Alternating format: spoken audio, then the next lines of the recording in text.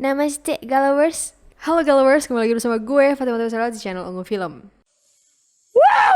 Oke, ini pertama kali kita bahas film dari India. Ceritanya Kang nulis gue ini ya iseng-iseng nyari film populer tahun 2022 lewat Google. Nah, terus ketemulah tuh film Bulbulayah kedua ini. Akhirnya dia penasaran nih kan, akhirnya nonton deh. Film ini diproduksi oleh T-Series. Itu loh ya beberapa tahun yang lalu pernah adu banyak subscriber sama PewDiePie. Boro-boro mau adu banyak subscriber, kita aja subscribe segini mulu kan. Ayolah, bisa lah klik subscribe dan like-nya biar makin semangat. Kalau udah, ayolah mari kita sikat. Oke, cerita dimulai di tahun 2007.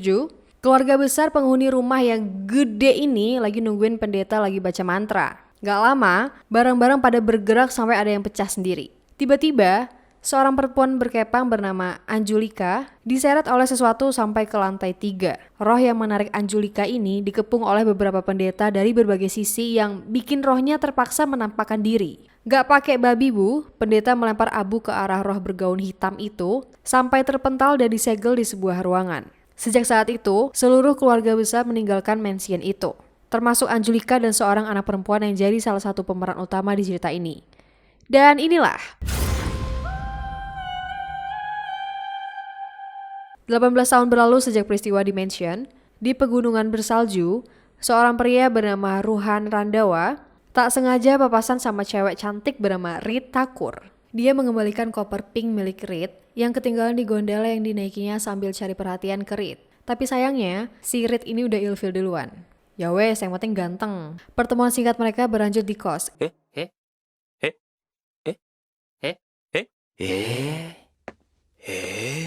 Enggak dong, di bis dulu. Karena HP-nya Rit rusak akibat salah paham dengan Ruhan, dia pinjam ponselnya Ruhan dan menelpon orang rumah. Ceritanya, Rit yang baru lulus kedokteran ini mau dinikahkan dengan seorang laki-laki bernama Sagar. Dia aslinya males nikah, karena nikah muda bukan jalan ninjanya gitu, kayak gue. Bis istirahat sebentar di kafe, Rit dan Ruhan makan siang sambil cerita tentang kehidupan mereka. Ruhan ini hidup sebagai anak beban. Udah nganggur, suka traveling, tapi bapaknya tajir. Lah lu udah nganggur, habis-habisin duit. Bapak lu tajir gak?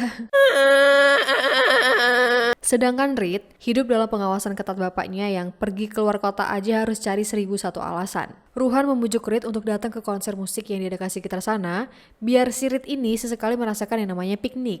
Oke. Selanjutnya acara nyanyi dan joget ala-ala India gitulah. Skip, kopi kanan. Setelah healing, Rit dan Ruhan baru tahu kalau bis yang tadi siang mereka naiki mengalami kecelakaan dan gak ada satupun yang selamat. Rit segera menghubungi adiknya bernama Trisha lewat telepon umum. Ternyata adiknya sendiri malah selingkuh sama Sagar.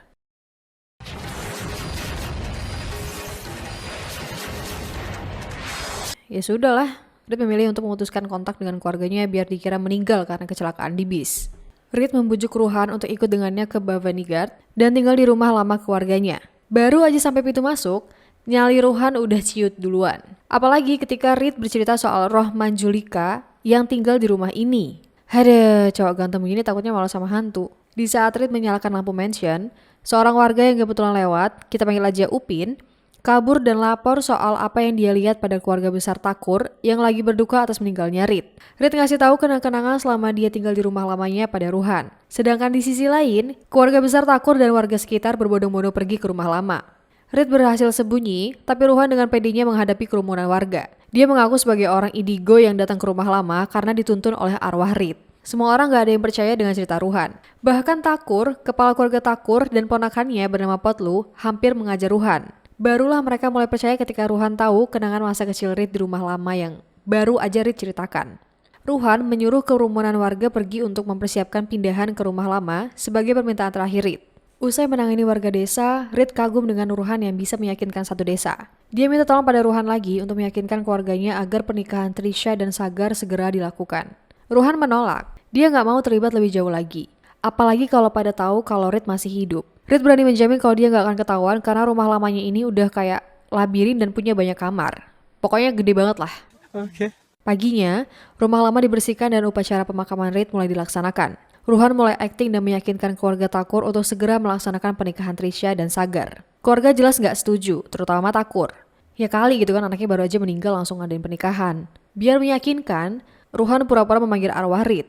Dia menyampaikan kalau pernikahan Trisha dan Sagar adalah permintaan kedua Reed. Nah, kalau gini kan Takur langsung setuju. Ya, hitung-hitung biar arwah anaknya bisa tenang gitu kan. Ruhan tahu kalau Cenayang yang datang sama Upin adalah sekelompok penipu. Sekalian aja donasi pemakaman Reed ikut dibatalkan. Upin, Bade Pandit dan istrinya sebel nggak jadi dapat duit. Selesai membantu Reed, Ruhan mengakrabkan diri dengan keluarga Takur. Seperti mamanya Reed sekaligus ayahnya Potlo yang kita panggil aja Dono, sepupu Reed yang bikin Ruhan modus bernama Rajo, dan neneknya Reed. Nggak cuma itu, hubungan Ruhan dan Reed juga makin akrab. Cie, kiu. Malam harinya, Ruhan terbangun karena kehadiran seekor gagak dan makhluk misterius yang membawanya ke lantai 3. Ketika sampai di depan pintu ruangan tempat Manjulika disegel, tiba-tiba Anjulika datang dan mengagetkan Ruhan. Wah, kaget. Dia ngasih tahu Ruhan kalau roh Manjulika yang ada di dalam ruangan itu adalah sosok yang berbahaya. Pagi harinya, Pak Kades yang ditemenin Upin minta tolong ke Ruhan untuk bicara dengan ibunya.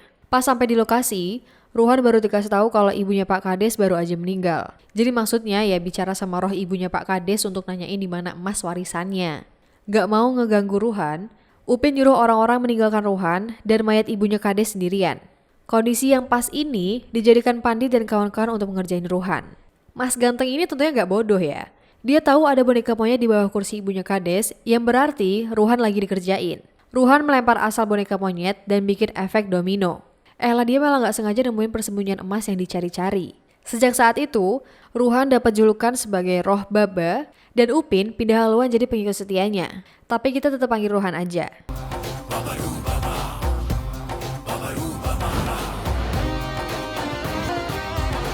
Kepopuleran Ruhan juga mengalahkan praktek cenayang istrinya Badi Pandit, walaupun tarifnya digratiskan. Suatu malam, Reed pergi keluar dari kamar untuk mencari Ruhan yang dikira kabur. Potlo yang lagi main bola gak sengaja ketemu Reed dan teriak-teriak kalau Reed masih hidup. Ruhan terpaksa berakting lagi di depan Pak Takur dan mengancam Potlo untuk gak membocorkan keberadaan Reed. Karena capek bohong terus, Ruhan akhirnya menemui Reed. Dia sudah muak dengan kebohongan yang telah mereka ciptakan dari awal. Tapi oke lah, mereka bakal berbohong satu kali lagi. Dan di saat inilah, mereka menyatakan saling suka, lalu joget dan nyanyi. Biasalah. Abis capek nyanyi, Ruhan dan Dono mabok bersama. Mereka berdua mengeluh dengan keberadaan Manjulika. Namanya juga mabok, Ruhan sempat mencabut segel Trisula di pintu. Tapi segelnya dikembalikan lagi karena ada hawa yang gak enak. Aksi mereka ketahuan oleh Anjulika dan Takur yang kebetulan lagi berjaga. Disinilah kita mulai diceritakan asal-usul Manjulika. Bertahun-tahun yang lalu, seorang pria bersama kedua putrinya bernama Anjulika dan Manjulika datang ke pensiun untuk urusan bisnis. Dari kecil hingga tumbuh dewasa, Anjulika dapat kasih sayang yang lebih dari ayahnya dibandingkan Manjulika. Dendam dan iri tumbuh di dalam diri Manjulika, sampai-sampai dia mempelajari ilmu hitam. Sampai pada suatu waktu, Kunwar, kakaknya Takur, menyukai dan menikahi Anjulika. Saat acara pernikahan, Manjulika nekat nyantet Anjulika. Bapaknya mergokin Manjulika dan berakhir terbunuh di tangan Manjulika. Gak cuma itu, Manjulika nekat mau menghabisi Anjulika dan Kunwar. Sayangnya Manjulika ditusuk Anjulika saat mencekik Anwar. Ternyata Manjulika bangkit sebagai roh dan mendorong Kunwar dari ketinggian. Akhirnya Kunwar jadi lumpuh seumur hidup sampai sekarang.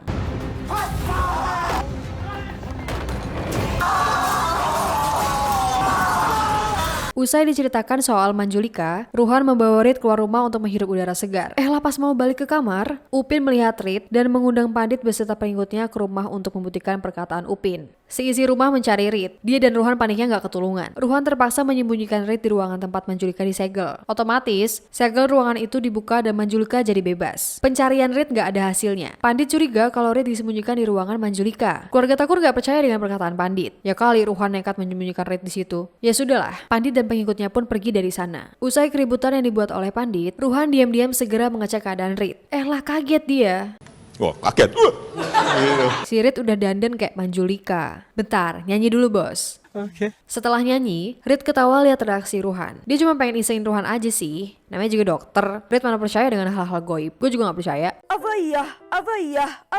Pagi harinya, Ruhan dan yang lain nyanyi dan joget untuk mempersiapkan pernikahan Trisha. Di tengah perayaan, Anjulika meragukan perkataan Ruhan soal pernikahan Trisha dan Sagar. Reed dikira marah. Barang-barang pada pecah, lalu alat-alat musik pada terbang sendiri. Di saat bingung, Ruhan melihat Reed yang ngasih tahu kalau itu ulahnya Manjulika. Dalam hatinya Ruhan ini takut ya, tapi tapi dia harus menenangkan situasinya. Setelah alat musik turun, tiba-tiba orang-orang melihat sosok berbaju hitam lagi jalan terbalik di seberang rumah. Ruhan gak mau terlibat lebih jauh lagi, apalagi sama roh Manjulika. Dia sampai ngajak Reed kabur dari masalah Manjulika. Nah ternyata kita dikasih tahu kalau semua kejadian tadi pagi dari alat musik terbang sampai penampakan berbaju hitam itu ulahnya Pandit dan kawan-kawannya. Sementara itu di rumah Thakur, Anjulika didatangi roh Manjulika. Akibatnya, Anjulika jadi tahu kalau Reed masih hidup. Dia mendatangi Ruhan dan Reed muncul di depan Anjulika. Ruhan dan Reed menceritakan semuanya. Secara nggak langsung, Anjulika ikut merahasiakan kebenaran soal Reed. Esok paginya, Anjulika, Reed dan Ruhan menemui pendeta bernama Baba untuk menyegel Manjulika kembali. Baba akan melakukannya saat gerhana bulan yang terjadi 3 hari lagi. Sembari nunggu, dia akan membaca mantra pelindung selama 3 hari tanpa henti untuk keluarganya Thakur. Kembali ke rumah, Anjulika dan Ruhan melihat Potlu lagi melayang, mengira Reed ngajak main. Takut ponakannya kenapa-napa, Anjulika diam-diam memberitahu pada Dono dan Potlu kalau itu ulahnya Manjulika.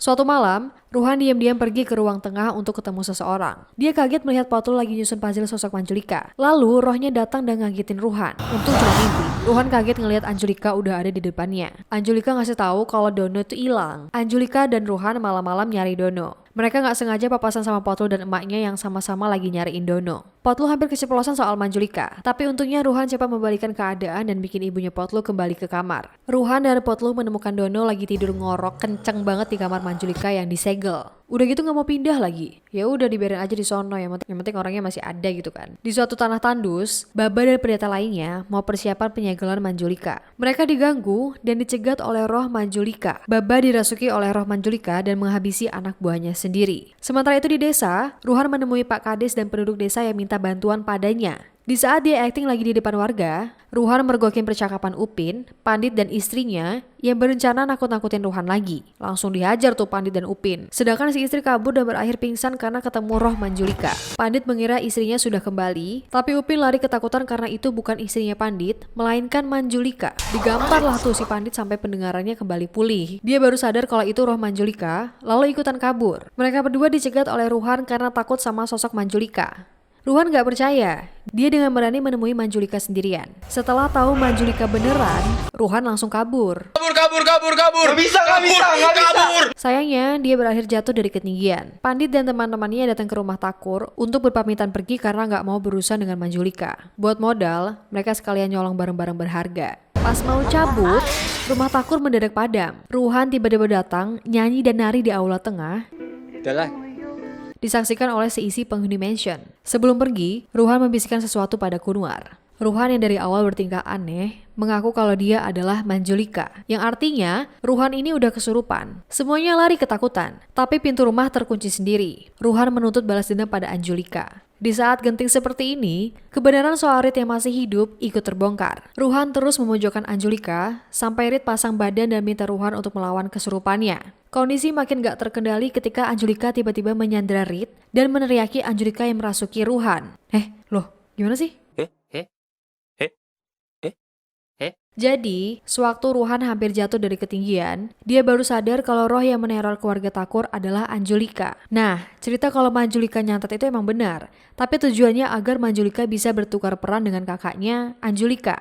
Dari awal, yang terbunuh adalah si Anjulika. Selama ini, Manjulika menggantikan peran Anjulika.